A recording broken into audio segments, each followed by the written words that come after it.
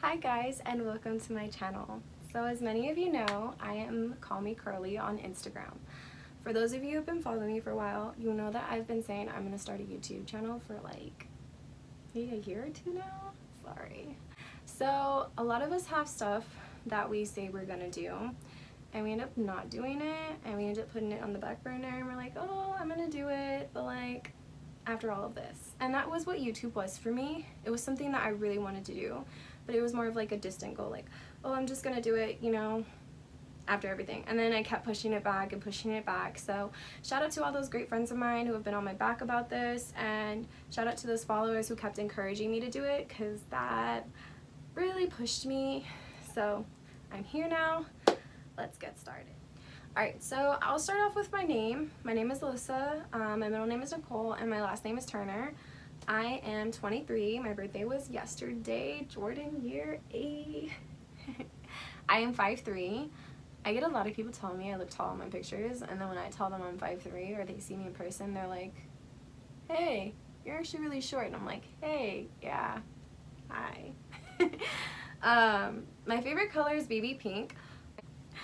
My major is sociology. I am just now getting ready to start at UCR this fall, and I'm super stoked. I've wanted to go to this college for like ever. I actually applied after high school, but I applied too late, so they were like, yeah, you don't really want it. But I'm actually glad that I'm going now, because I feel like the person I was out of high school was not ready for UCR. But I'm definitely like really excited to start. I'm just like excited. It's like all I talk about. But go Highlanders! Hey! Alright, so somebody asked if I am single. I am not. Sorry. I am currently talking to somebody long distance. He's actually getting ready to move to Cali soon, so that's gonna be really exciting. And so yeah, it's my boo. Shout out to Bay. Alright, so somebody asked what my biggest fear was, and this was kind of hard for me because I'm like a baby. I'm like so scared of like everything. Like I'm scared of spiders. I'm terrified. I'm scared of the dark. Like I legit sleep with the nightlight. Somebody bought me a unicorn nightlight, and I sleep with it on every night because I am terrified of the dark. But all in all, I feel like the worst thing that could ever happen to me that I'm like terrified of is losing my mom, because I am at an age where I feel like I don't need to argue with my mom as much anymore. Like I literally heed her advice so much because I'm like, oh my god, adulting is so hard and scary, and I have no idea what the fuck I'm doing. So I just can't imagine life without her, and we're talking about like me moving out soon, and I'm like, whoa, whoa, whoa. You want me to move out? You want me to live life without you? I don't know how I'm gonna survive, but okay. My favorite childhood memory, it would have to be visiting the Huntington Library and trying Indian food for the first time. This was a foster home I was in before I got adopted, and she like took me out like on a lot of outings, so we went to like a lot of amusement parks. I just had a great childhood. I had a really great childhood. So yeah, that was one of my greatest memories. So another follower of mine asked, what do I daydream about that I want like in life as goals? So honestly, I daydream often of being able to financially support myself, because right now, broke college student, shit is not the deal. It's not the business. I dream of like having my own apartment, having a cat. My mom hates cats and will not let me have a cat. Like, what am I gonna do with my life? So that is like one of the biggest things. Also, I just imagine myself sitting on my couch in my apartment, just drinking wine on a Friday night, you know, grownish. So that's what I daydream about. Pretty simple, but it's really meaningful to me to have those things one day, and I can't wait till I am actually in my apartment with a cat drinking wine. Alright, so 10 years from today, where do I see myself? I'll be 33. 10 years from today. Really old. Yikes. Hopefully I'll be in my career. For most of you who don't know, I am a sociology major, and I want to advocate for foster youth and disadvantaged children, whether that be in community college, Cal States, or universities. That is just something that like is really on my heart, because I do not know where I would be without my mentors, because college is a very scary place. At least it was when I was 18. I will hopefully be a parent of 2. I want 1 kid, and then I want to adopt a kid. since I'm adopted, and there are a lot of kids that need good homes out there, and I just feel I was one of those lucky kids. So I want to give that back to another kid. Hopefully I'll be a wife to whoever my future husband is, wherever you at. Hurry up, these niggas ain't shit. My favorite cereal. That was tough because I'm like torn between these two cereals. One is Fruity Pebbles and the other is Cinnamon Toast Crunch. But I had to go with Cinnamon Toast Crunch because I love cinnamon and that shit is bomb. I've eaten like 3 bowls. So one of my followers asked what my favorite thing about myself was. So I didn't know if they meant appearance-wise or me as a person, so I answered both. As many of you know, my favorite thing appearance-wise about myself is my hair. I mean, whoa, can we just...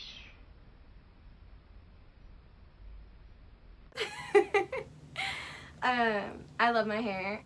For me as a person, I have to say how strong and resilient I am. A lot of my close friends know that I have been through like hell and back, especially being in foster care, you know, from 5 to 16. I've seen a lot, I've been through a lot, and there are just a lot of personal things that happened to me, but I did not let it stop me. I got to where I'm at by continuing to push through any struggle or like conflict. Even though I struggle with mental health too, that is like a daily struggle. I still try my best to get through the day. For anybody who struggles with anxiety like me, hey, the struggle is real. And I just feel like that is like my favorite thing about myself. I continue to push through any circumstance I'm faced with. Even if I may drop down and cry for a second, I get up and I'm like, all right, let's get this shit together. No more crying. Alright, so this was actually a question that was asked by like 3 people. So I was like, okay, I have to answer this one. It was, how did I get into raving? My ex got me into raving. So in high school, I hated EDM music. I will not lie. I thought anybody who listened to it, they were like a weirdo. Sorry, I was ignorant.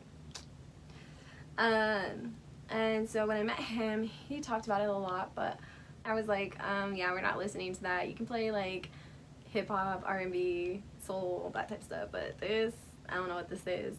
And I went to Vegas and met up with one of my friends, and she played Zoo. And as many of you know, I am obsessed with Zoo.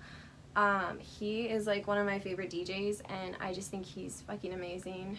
Man, he's so great. And I was forever changed. So I went to EDC. Being at EDC for my first rave was really intense because it's 3 days and like it was like a lot of music to like be introduced to, but the people, the vibes, and the music all mixed together, I literally could not fathom like how I had been so naive to a world like that. I cannot fathom. What am I mixed with? I am Nigerian and white. Where am I from? So I was born in Colorado Springs, El Paso. And then I came out here at 5, and I grew up in different cities throughout the IE, you know, Redlands, Riverside, Rialto, San Bernardino, Rancho. If I was asked where I came from, I'd probably say Rancho, because that's where I spent most of my life, you know, from 8 to 16 out there. In my free time, what do I like to do? I like to read books. I'm like really nerdy, and like I read like mermaid books, vampire books. I love fantasy books, so that's what you can catch me doing. I write music, so a lot of you know I write music and I sing. I binge watch like everything on Netflix, and then I end up bored because I'm like, what the fuck am I supposed to do with my life now? So if any of you guys have ideas on what's good on Netflix, let me know because I swear I've watched everything. If I'm not Netflixing, I am either asleep or hanging out with my cousin. So my cousin Sabria, who is also my best friend, long story there, I'll do a best friend video with her one day. I am like with her like a lot, so that's where you can find me. What pet peeves do you have that guys do at festivals? Woo! This question was great because let's talk about the Brads and Chads at these fucking festivals. I hate when guys think that because girls are half naked or their booty is out, they think it's okay to touch you or like say derogatory things, and I don't think that's cool. Everybody knows that that's part of the culture, the way we dress, and it's hot as hell. And I just feel like it's just getting to a point where I've experienced it a lot. Like I've had guys come up to me, nice ass, or like they've smacked my ass and they thought it was okay. And I've heard that from a lot of girls in the community too, and I really just don't think that because it's right there in front of you gives you the privilege to touch, you know, practice self-restraint, because that shit's really annoying and it makes the community feel unsafe. Another thing I hate is when guys get super drunk or doped out and they follow you around, because that has happened to me a few times too. Guys, get your homeboys. Watch them, please. Like, it's just, you know, it's creepy. Two other things that I hate. I hate mosh pits. When you boys do your mosh pits, you guys are ruthless and you do not give a fuck. And I almost got stuck in the middle of a mosh pit that started out of nowhere and I got hit. So as many of you know, I have a rod in my spine. If I get hit, punched, or socked in my spine the wrong way, I am done for. Stop shoving us. Like, guys are so rude. And it's like, you will literally shove a girl just to get through the crowd to your friends. Like, it's rude. At Hard Summer, I literally got trampled on by a guy who stopped right after he twisted my ankle. Was like, oh, I'm sorry, and then ran off to his friends. He stepped on my foot and didn't even care or have the decency to check if I was okay. Not cool. Someone asked, what are your thoughts on interracial dating and relationships? Well, as you can see, I am a product of an interracial relationship. I don't really have a problem with it. I think people love who they love. I think the only time I have an issue with interracial dating is when it's used as like some type of hype, like, oh, he's a black guy, let me date him because black guys are just it. Or, oh, she's a white girl, let me date her because white girls are it. And same with mixed girls. Like, I get that stigma a lot from different guys. They're like, oh, she's a mixed girl, I only date mixed girls, or I only date this certain race, because they have like these negative connotations against other races, and I just don't think it's cool. But I don't have a problem with it. Again, we love who we love. I don't really care. What qualities attract me to a person from afar? So, not to sound like shady or like cliche, but honestly, looks. Like, if he's looking real good, I'm like, hey, what's up? What you doing? So it would be looks first, and then I'd like to see how he's dressed, because I mean, you can be cute and just not know how to dress. You know, just yeah. So, and then next would be his hair. So like, how's his hair? Because if you have a bad haircut, yikes, that kind of, you know, changes a lot. And then it would be, you know, his demeanor, like, who is he with? What's his personality like? And then I make my move. Bye. What would I want to be remembered for after I have lived my life? So this question was really deep, and I had to like do some inner soul searching, so thank you.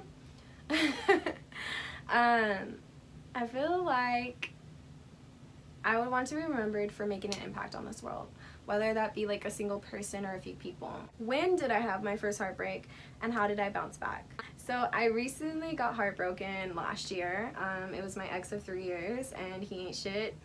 It was really hard to get over the initial shock that who you've been dating for a while is nothing like what you thought they were. And when I say completely different person, I never really knew what people meant when they call people narcissistic and stuff like that, but I definitely got an idea now, and I just think I really took it hard.